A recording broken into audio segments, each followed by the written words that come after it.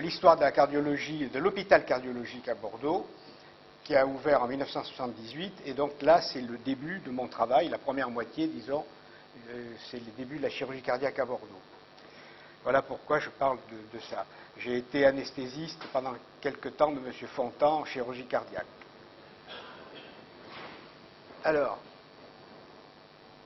à mon sens, le début de la chirurgie cardiaque a démarré, je ne sais pas le jour exact, mais enfin bon, c'est fin juin 1949, sur une intervention, c'est par une opération chirurgicale, l'opération de Blalock-Tossy, pour corriger une tétralogie de Fallot. Enfin, pour du moins corriger au plan fonctionnel une tétralogie de Fallot. Alors, il y avait plusieurs personnes, bien sûr. Donc, il y avait un cardiologue, le professeur Pierre Broustet, qui est à l'origine de la cardiologie moderne à Bordeaux, l'anesthésiste Roger Bahuet, le réanimateur Jacques Duhart, qui était ancien interne, un étudiant en médecine Jean Gazot, l'instrumentiste, tout ça, les sœurs Hélène et les sœurs de Sainte-Marthe. Alors, ça s'est passé ici, c'est une clinique privée, rue Laforie de Montbadon, clinique qui n'existe plus en tant que clinique, mais les bâtiments sont toujours là, et ce sont des bâtiments qui sont devenus des appartements, et tout a commencé à 7 h du matin par la messe, auquel a participé tout le personnel, sauf Bahuet et la petite jeune fille qui était déjà au bloc opératoire. Alors, j'ai eu le compte-rendu d'anesthésie, induction au cyclopropane, l'entretien à l'éther, protoxyde d'azote, oxygène, ventilation manuelle au masque avec un circuit fermé. Je vous le montrerai tout à l'heure. Alors, Georges Dubourg avait ramené des États-Unis un appareil moderne d'anesthésie. Je vous en parlerai tout à l'heure. La surveillance électrocardiographique était faite par l'étudiant en médecine, avec un appareil très ancien qui s'imprimait, l'électrocardiogramme s'imprimait sur un film. Il devait descendre à la cave de la clinique pour développer le film, du moins le négatif, et le monter tout de suite pour montrer le résultat au cardiologue. Un incident péropératoire, un fil de suture cassa, causant une grosse émotion, mais finalement tout se termina bien. La jeune patiente resta 42 jours en clinique, et vers la fin des années 2000, une dame s'est présentée à la consultation du cardiologue Jean Gazot, qui est devenu, le médecin du cardiologue, et lui déclare que seules 2 personnes sont encore vivantes de cette opération. C'est elle, la jeune fille, et puis le cardiologue Jean Gazot. Tous les autres sont décédés. Alors voilà la réflexion de la petite jeune fille après son opération. Je me suis endormi, je ne me rappelle plus de rien, sauf qu'en me réveillant, il me semblait que j'étais au cinéma. Donc cette intervention a eu un grand retentissement. Elle a eu deux parutions dans la presse. Une première que j'ai pas affichée. Là, je me trompe tout le temps. Oh là. Alors, voilà. Que j'ai retrouvé récemment, qui est du mois de juillet, et une deuxième qui est du mois de septembre. Alors, qu'est-ce que c'est que cette opération, juste cette plaquette? Tout simplement, c'est l'anastomose terminolatérale de l'artère sous-clavière sur l'artère pulmonaire. Au début, Blalock l'a faite du côté gauche, mais ils se sont aperçus que c'était très compliqué, et rapidement, ils l'ont faite sur le côté droit. Alors ici, les protagonistes, Blalock, Madame Tossy, qui était la pédiatre qui a inventé cette opération, puis elle a demandé au chirurgien de son hôpital de la réaliser, et en fait, celui qui manque, c'est celui-ci, Viviane Thomas, qui n'était pas médecin, mais qui a imaginé toute la conception de cette intervention, et surtout de la suture vasculaire.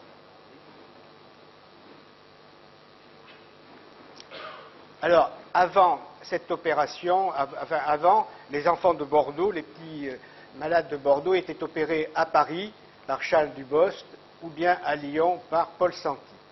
Et on voit par exemple le retour de l'enfant bleu ici.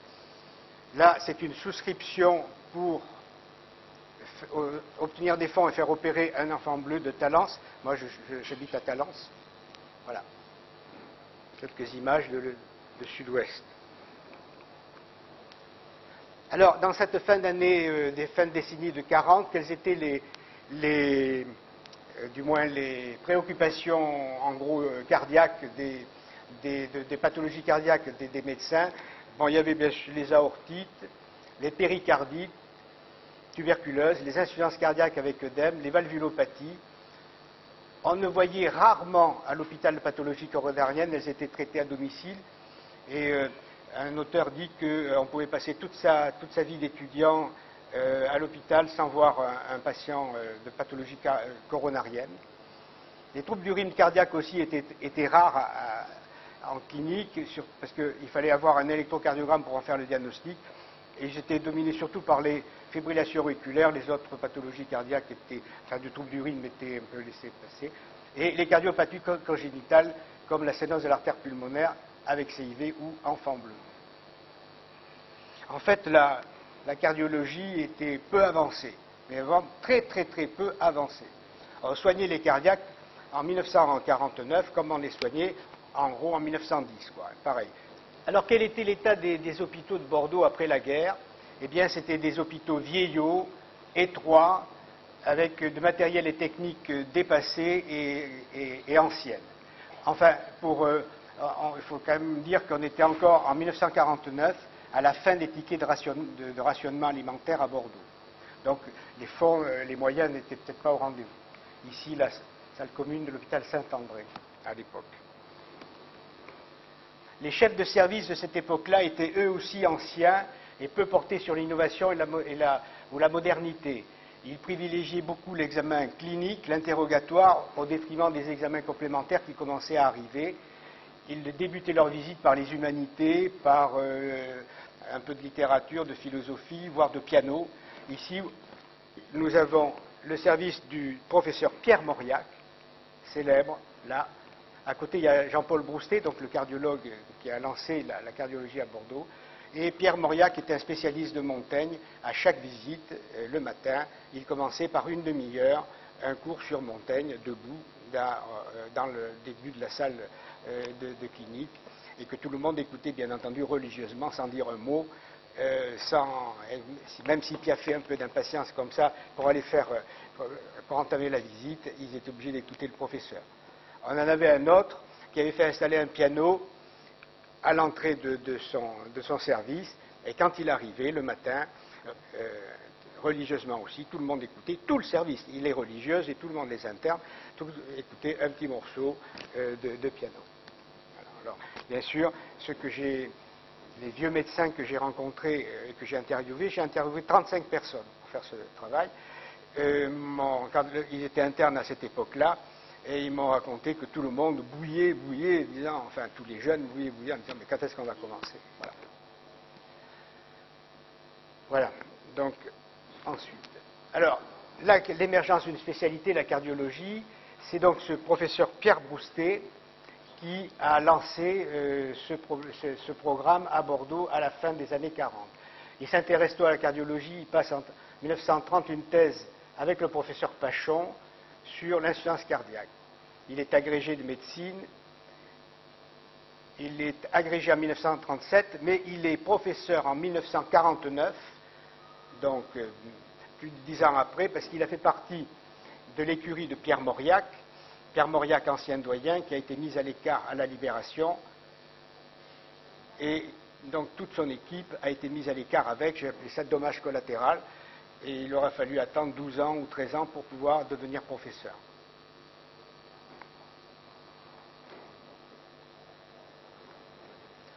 Alors comment se passait la médecine à cette époque-là? Le matin, il y avait bien sûr les visites à l'hôpital, mais les malades étaient vus par ces jeunes l'après-midi dans leur consultation privée. Et les patients de cardiologie étaient vus l'après-midi au cabinet privé de Pierre Broustet, ou bien ces patients étaient hospitalisés ici, à la maison de santé protestante, qui était une clinique privée, un clinique hôpital privé. Toujours, elle existe toujours, la photo j'ai faite là récemment, et c'est toujours une clinique hôpital privé. Il a été un des premiers, peut-être même le premier, à avoir un appareil électrocardiographique, un électrocardiogramme à Bordeaux, ici le modèle de Boulic, 1922, qui fait 1,20 m de long et qui pèse 110 kg. Alors, ici, il y a un galvanomètre qui recueille, avec une petite corde, qui recueille les impulsions électriques transmises par les électrodes, et ça imprime, enfin, il y a un champ électrique et un champ magnétique qui fait bouger cette petite corde, et elle est reproduite ici sur un film photographique. Donc après, il faut démonter le film, aller le porter chez le photographe. Alors il existe aussi il existait un appareil dit portable de Boulit qui fonctionnait sur le même principe et qui pesait 30 kg avec sa batterie. Alors M. Brouster en avait un dans sa voiture, enfin ça c'est les petites histoires. Ils avaient des consultations à l'extérieur en fin de journée, il partait avec sa voiture et un chauffeur en consultation appelé par un médecin. Le chauffeur, c'était un monsieur qui était chauffeur-livreur dans la journée, qui devenait chauffeur de Pierre Brouster dans la soirée. Il partait, c'était Pierre Brouster qui conduisait, ils arrivaient chez le médecin, ils allaient voir le malade avec le médecin, donc il faisait sa consultation, il revenait au domicile du médecin, il dînait, le chauffeur dînait à l'office, Pierre Brouster dînait avec le médecin et sa famille. Puis, au retour, c'était là le chauffeur conduisait, permettant à Pierre Brouster derrière de sommeiller. Voilà. Donc, ils avaient des journées quand même bien remplies. Hein. Alors, Pierre Brouster s'est retrouvé devant ce phénomène, devant ce problème. On peut opérer des petits enfants bleus, on ne le fait pas à Bordeaux. Toutes les grandes villes de France ont un service de cardiologie avec des médecins cardiologues, avec des chirurgiens qui s'intéressent à la cardiologie, sauf à Bordeaux. Donc il faut faire quelque chose. Alors bon, il va commencer par, il s'est dit, on peut soigner les gens par le biais de la chirurgie. Donc commençons par là. Alors il va voir un professeur de chirurgie thoracique, M. L'aumônier, il lui dit, voilà, il faudra opérer les enfants bleus, l'opération de Blalock. L'aumônier dit, il refuse, il dit, si c'est pour faire deux fois par an une opération comme ça ne m'intéresse pas. Alors, il s'est retourné vers Georges Dubourg, qui est là. Alors, Georges Dubourg, c'était le chirurgien de Bordeaux. Il opérait dans la clinique Pasteur, dont je vous ai montré la photo. Il était chirurgien des hôpitaux, mais il n'était pas agrégé. Il avait été battu à l'agrégation à 2 reprises par Félix Papin, qui... Enfin, c'est des sombres histoires de rivalité. Il pensait, ce Papin, qui était le meilleur chirurgien de Bordeaux, en fait, pour pouvoir être au devant de la scène, il fallait qu'il barre celui-là. Donc lui, il était... voilà. Mais c'était le chirurgien de Bordeaux. Il était connu comme étant d'une grande technicité. Sa devise était aucune minute de perdu, aucun geste inutile. Et il réalisa à Bordeaux de nombreuses premières, comme les anastoportocaves, les pancréatectomies, etc. Alors il sera nommé 10 ans plus tard, en 1958, professeur des universités, avec chaire de chirurgie cardiaque, enfin de chirurgie des pathologies cardiaques, sans être agrégé. Donc c'est un des cas rares où on est nommé professeur avec chaire sans avoir été agrégé. Alors, Georges Dubourg demande à Brouster, il dit, mais qu'est-ce qu'il faut faire? Alors Brouster lui répond, mais c'est pas compliqué, vous partez 2 mois à Baltimore, auprès de Blalock, pour apprendre la chirurgie, enfin cette technique opératoire.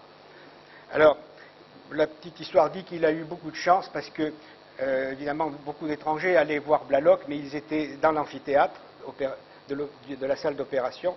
Alors lui, il a pu se former directement à côté, habillé en chirurgien, grâce à la recommandation de la maison protestante de Bagatelle, où il officiait aussi. Alors, l'appareil, moi j'ai cru au départ que c'était un Heidbrink, mais le Heidbrink, je vais vous montrer une photo plus loin, a été inventé pendant la guerre. Donc en 1949, à mon avis, c'était plus tout à fait un appareil moderne. Alors, l'appareil moderne qui avait été inventé à ce moment-là, c'était celui-là. Et à la même époque, à la fin 1949, Santi est parti en Amérique aussi en stage, et il est revenu avec cet appareil-là, l'appareil de Foregger. Donc j'en conclus que, bon, je fais un rapprochement, que Georges Dubourg a dû ramener le même appareil de Foregger à Bordeaux. Il parle d'un appareil moderne à circuit fermé. Donc voilà l'appareil, j'ai emprunté ça à votre livre là, mais celui-là c'est le mien, et on voit ici le serpentin de cuivre qui s'enroule tout le long là, on le voit un peu là, et qui laisse passer les gouttelettes d'éther pour se mélanger à l'air qui va être inhalé par le patient. Alors, bon, voilà l'appareil de Boulitte portatif dont je vous parlais tout à l'heure. C'est le même en plus réduit. Et ça, c'était l'appareil de Heydrich, mais je ne crois pas que ce soit celui-là qui était... Bon. Alors, à son retour, Georges Dubourg s'est entraîné sur des chiens pendant plusieurs mois dans un petit réduit de la faculté de médecine. Et il avait amené toute son équipe de la clinique. Hein, à chaque fois, il amenait toute son équipe de la... Alors, il travaillait surtout la suture vasculaire. Hein. C'était ça le problème. Suture vasculaire qui devait être réalisée au fil de soie, à points séparés. Elle devait être nette et sans froncement, ce qui à l'époque était très difficile et ce qui actuellement est encore très difficile. J'ai interrogé mes copains chirurgiens cardiaques, même avec des problèmes 5-0 et plus que ça reste une technique extrêmement compliquée et il faut faire extrêmement attention. D'ailleurs, peut-être si vous avez fait transplantation cardiaque, ou cardiopulmonaire, ou pulmonaire, eh bien, on peut avoir des problèmes de retour veineux par des bourrelets qui rétrécissent les veines pulmonaires et qui provoquent un œdème. Enfin, on voit ça sur l'écho maintenant. Avant, on n'avait pas d'écho, on ne pouvait pas le voir, on le voyait qu'au stade d'œdème du poumon. Maintenant, on les voit sur l'écho avec des flux ralentis et on demande au chirurgien de reprendre sa suture. Ce qui provoque des fois des petits conflits, mais on ne peut pas faire autrement. Voilà. Donc il a réalisé cette opération et puis quelques temps après, il est reparti à Stockholm pour apprendre auprès de Lawrence Crawford l'opération, la cure de la coartation de l'aorte, qui là aussi a été relatée par le journal Sud-Ouest avec une sensationnelle opération du cœur, etc. Voilà. Alors, on se retrouve au printemps 1951, il n'y a toujours pas de service. M. Broustet est encore dans le service de Pierre Mauriac, qui traînasse un peu. Donc, il lui faut un service. Alors, les hôpitaux bordelais sont pleins, sont à l'étroit. Les patrons de l'époque ne veulent pas trop faire de place et laisser partir aussi leurs patients cardiaques, même s'ils ne les soignent pas, ils n'aiment pas trop les voir partir dans d'autres services. Finalement, il va se réfugier à l'hôpital du Tondu, qui est là, avec des lits prêtés par le professeur Portman, qui était le grand Manitou de Bordeaux de cette époque-là, qui était un personnage extrêmement important, doyen de la faculté, grand spécialiste ORL, connu dans le monde entier, qui soignait les rois, les reines de l'époque, etc., et qui est sénateur de la Gironde, très médiatique, très en vue, etc. Donc, quand il disait quelque chose, évidemment, tout le monde s'inclinait. Donc, il a prêté des lits à Pierre Broustet pour constituer son service. Alors, Pierre Broustet a constitué un service commun, médecine-chirurgie. 12 lits, voilà, de part et d'autre de cette cour, des salles pour hommes, des salles pour femmes. Les enfants étaient mélangés avec les adultes. Alors, ils ont installé des salles de consultation et de cours. Alors, tout ça, c'est des photos récentes, mais qui existaient à l'époque. Bon, voilà. Hein. Une salle de radiologie qui se transformait en salle de cathétérisme, en salle de cours, en salle de consultation et en salle de chambre de garde pour la nuit. Oups, voilà. Le bloc opératoire était prêté par les chirurgiens du Tondu. D'abord une seule matinée par semaine, le samedi matin, puis, quand le nombre d'interventions augmentant, deux matinées par semaine. Georges Dubourg se faisait... Alors, il arrivait en grande pompe, voiture avec chauffeur, et les personnels venaient l'attendre au pied de l'escalier du Tondu. Hein. De ce côté-là, il ne rigolait pas. C'était le protocole devait être respecté. Il se faisait apporter de la clinique tout le matériel de sa clinique Pasteur, tout le matériel, instruments, linge, sarraux, bottes, pantalons, mitaines, parce qu'il portait sous ses gants parce qu'il était allergique. Tout le personnel de la clinique suivait, l'anesthésiste, le réanimateur, l'instrumentiste, qui s'occupait du matériel, la stérilisation, etc. Voilà, ici, ce sont les blocs opératoires anciens. Et là, c'est les blocs opératoires qui ont été construits pour M. Fontan dans la fin des années 60, avant de passer à l'hôpital cardiologique du Haut-l'Évêque. Alors, M. Dubourg a eu quand même beaucoup de chance de pouvoir compter sur un anesthésiste, enfin sur un réanimateur. Il n'était pas anesthésiste de métier, il était réanimateur, ancien interne des hôpitaux de Bordeaux, qui était un personnage un peu particulier, qui s'appelait Jacques Duhard. Jacques Duhard avait déjà bien compris tous les problèmes de l'époque, tous les problèmes de réanimation, enfin les problèmes basiques de réanimation, la ventilation, le remplissage vasculaire, la transfusion après spoliation sanguine. Donc il était à même de pouvoir réanimer ses patients et contrôler ses patients. C'était un personnage un peu curieux. Il avait une chambre dans la clinique, donc il était présent jour et nuit, célibataire, bricoleur et inventif, en fait, et sa chambre était extrêmement étroite, c'était une vraie cellule. Il mangeait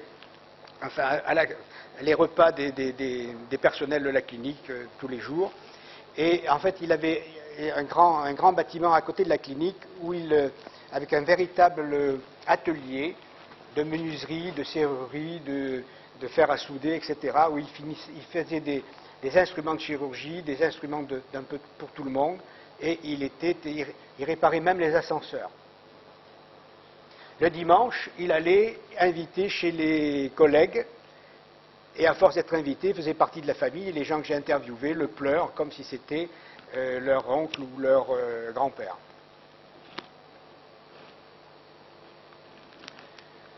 Alors, on se retrouve dans le début des années 50, et après la chirurgie autour du cœur, par le biais du Blalock ou bien de l'opération de la cure d'anévrie, de la cure de la coartation, on va rentrer dans le cœur.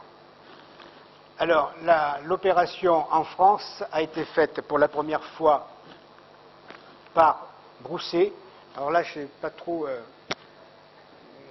la date, j'arrive pas trop à la définir, et Georges Dubourg non plus. Entre 52 et 53, j'ai pas d'éléments. Donc cette opération consiste à passer le doigt par l'auricule et aller écraser les valves de l'oreillette au ventricule, là, et puis de traiter la commissurotomie, de traiter ce bloc calcaire.